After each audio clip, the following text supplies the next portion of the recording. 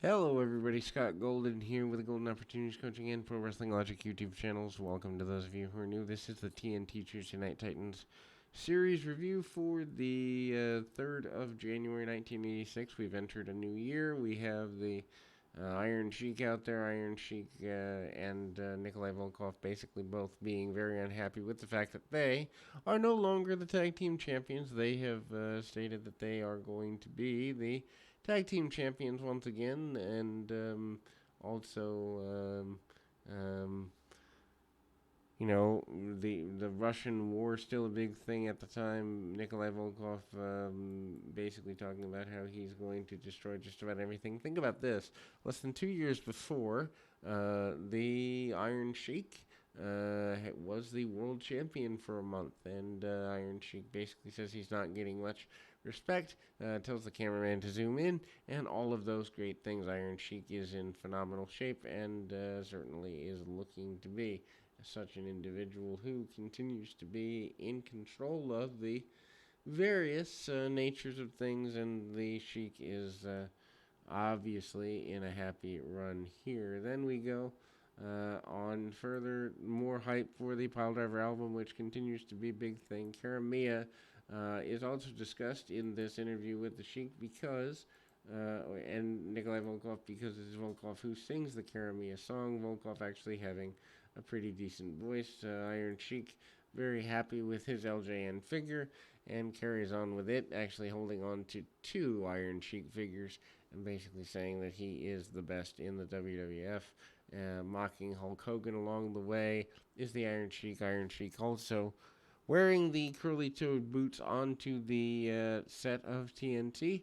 Vince McMahon having some challenges in staying completely, I guess you'd say, really directed during the promo.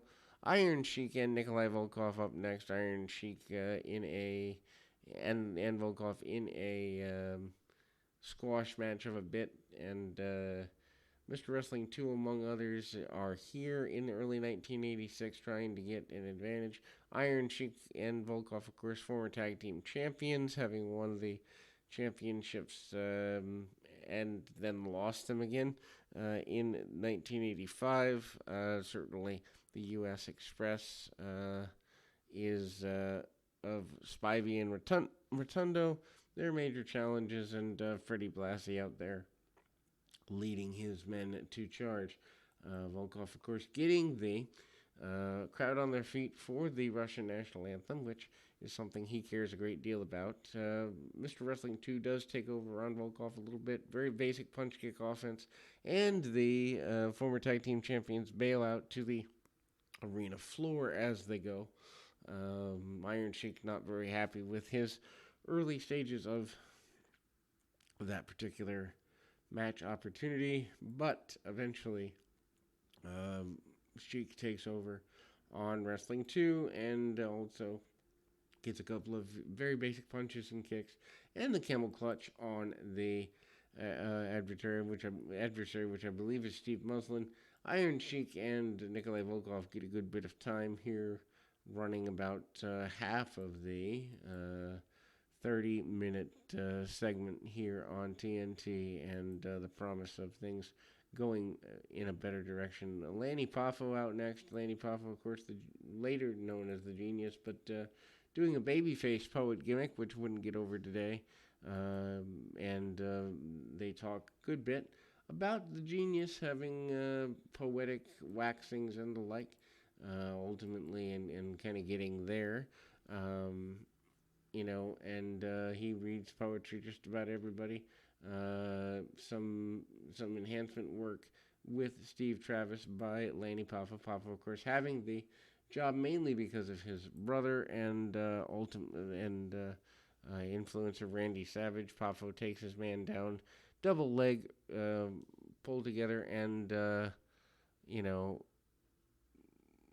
the young enhancement talent actually has the words "the bomb" on his tights there, and we get roll through into a natural takedown front face lock, and Poffo comes back and forth a little bit. Very basic squash style matches here on this particular edition of TNT, but that's not to be a major surprise to anybody. Genius also, or Poffo, also gets a couple of shots in the corner, punch, kick, chop, chop, and super basic stuff. Lanny Poffo, probably one of the more underrated guys at the time period because he was in opening matches for just about every card at the time for, about 5 years, something like that, 85 to 90, something like that, or 85 to 89. And he is the first one in the U.S. to primarily use the moonsault here, and crowd solidly behind him for sure. And then we go to Jimmy Hart with Terry Funk at the Double Cross Ranch. Funk basically says that he's not taken seriously enough. Funk basically wants his shot at Hulk Hogan or another shot going in. And I don't know that we've had the debut of Hoss Funk yet. That does happen before WrestleMania 2 because Hoss and Terry face off against the Junkyard Dog and Tito Santana in a decent tag match. Modified, joined in progress squash match. Funk takes his man to tosses his man to the outside.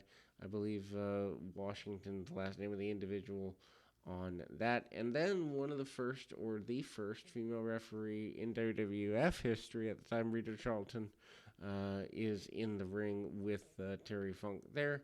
Interesting that all the way back to 1986 we have a female referee. It went away for a good bit because of accusations, but it does return pretty quickly there. Then we see a leg drop by Funk, and Funk manages to get super basic stuff here. Funk also puts a sleeper on and gets a pretty basic chokeout after a neck breaker by Terry Funk, and managing to get everything going. They go back to the Double Cross Ranch. Terry Funk doesn't seem to be least bit worried, although he does seem to feel like he is in a taken for granted position for sure, and ultimately that's where that ends up going. Then we see Terry Funk managing to get things going there, and